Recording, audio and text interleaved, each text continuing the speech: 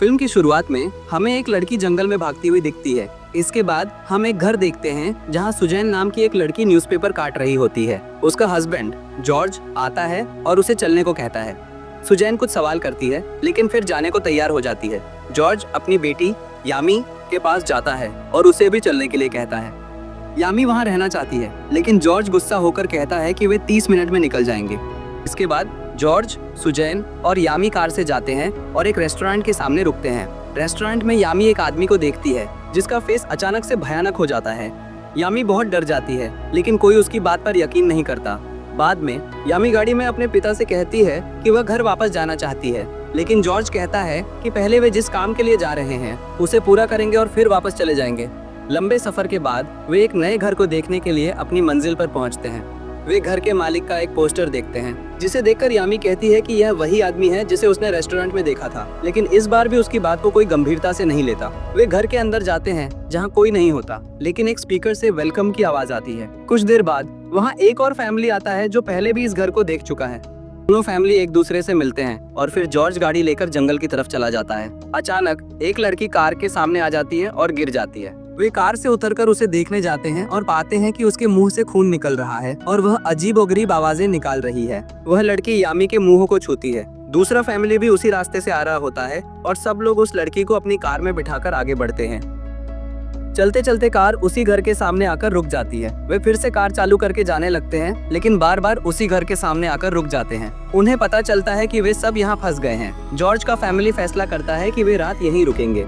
Suzanne को यह विचार अच्छा नहीं लगता लेकिन सब रुकने के लिए तैयार हो जाते हैं। वहीं वह अनजान लड़की घर के अंदर नहीं जाना चाहती, लेकिन यामी का पिता उसे कहता है कि डरने की जरूरत नहीं, वे सब उसके साथ हैं। घर के अंदर अंधेरा होता है और उस अनजान लड़की को एक आदमी दिखाई देता है जो एक लड़की का मुंह ढके खड़ा होता है। सुजैन कहती है कि उस आदमी की तबीयत खराब है इसलिए वह ऐसा कर रहा है। अगली सुबह स्पीकर से वेलकम की आवाज आती है और सब उठ जाते हैं। वे देखते हैं कि वह अनजान लड़की गायब हो गई है। वे विंडो से एक आदमी को देखते हैं जो एक डॉग लेकर घूम रहा होता है। वे बाहर जाते हैं लेकिन वह आदमी भी गायब हो जाता है। घबराकर वे घर के अंदर आते हैं और उस अनजान लड़की को फिर से पाते हैं। जब वे उससे पूछते हैं कि वह कहाँ चली गई थी तो उन्हें पता चलता है कि उसकी जुबान कटी हुई है। एक मंथ बाद दूसरे फैमिली की लेडी विंडो से एक लड़की को देखती है जो उसकी अपनी बेटी है जो बहुत पहले मर चुकी है।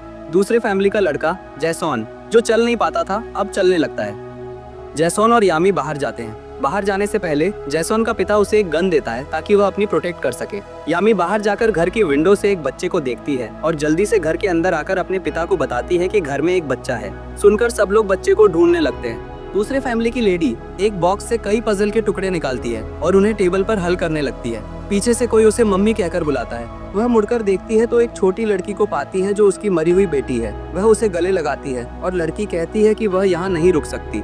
सोफा पर वह अनजान लड़की उस महिला को देख रही होती है और हमें पता चलता है कि उस महिला के पास कोई बच्चा नहीं है।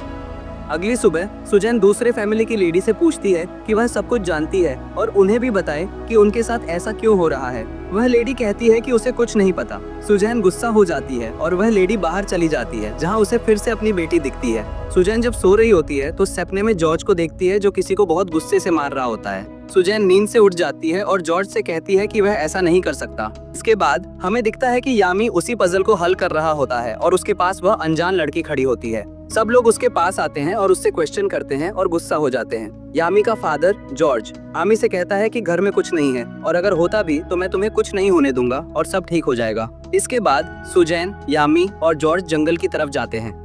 दूसरे फैमिली का आदमी आ जाता है और सबको गन दिखाकर कहता है कि तुम लोग एक एक करके यहाँ से निकलने की प्लानिंग कर रहे हो। जॉर्ज कहता है कि ऐसा कुछ नहीं है। अगली सुबह जब यामी मुंह धो रहा होता है तो उसे मिरर में अपनी मम्मी दिखती है जिसका गला कटा हुआ है और यामी डर जाता है। दूसरी तरफ सुजैन एक हमर लेकर जैसॉन के बाप को मार देती है और उससे रोड के बारे में पूछती है, लेकिन उसका डेड हो जाता है। जॉर्ज अपनी बेटी को लेकर सुजैन से साइड हो जाता है और सुजैन रोने लगती है।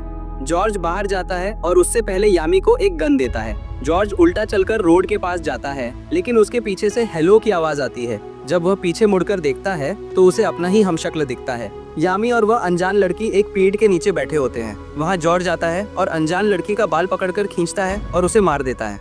यामी बहुत डर जाता है और उसी गन से अपने फादर जॉर्ज को गोली मार देता है। यामी जंगल की तरफ भागने लगता है और एक कार के सामने गिर जाता है। वे लोग कार से उतरकर उसे कार के अंदर ले जाते हैं और देखते हैं कि उसकी पॉकेट के अंदर कुछ पजल के टुकड़े हैं। यामी को लेकर उसी घर के सामने जाते हैं। यामी देखता है कि उसके सामने वही गोस्ट बॉय और वह गोस्ट आदमी है। गोस्ट बॉय कहता है शी इज बैक डैडी, और आदमी यामी को खींच लेता है और यामी का जुबान काट देता है। मूवी का एंड हो जाता है। मूवी में बहुत सारे क्वेश्चंस होते हैं। बेसिकली ये गोस्ट बॉय और उसका डैड मिलकर सबको मार रहे होते हैं और वह अनजान लड़की ही यामी होती है। और एक थ्योरी भी ये है कि सब फैमिली जब इस भूतिया घर के सामने आए हैं, सब एक टाइम लूप में फंस गए हैं।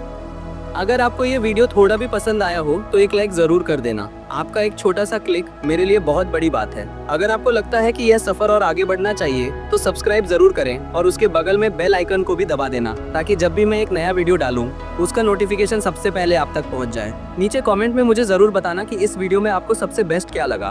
तो दोस्तों, मिलते हैं नेक्स्ट वीडियो में। तब तक स्टे ऑसम, स्टे क्यूरियस और अपना ख्याल रखना।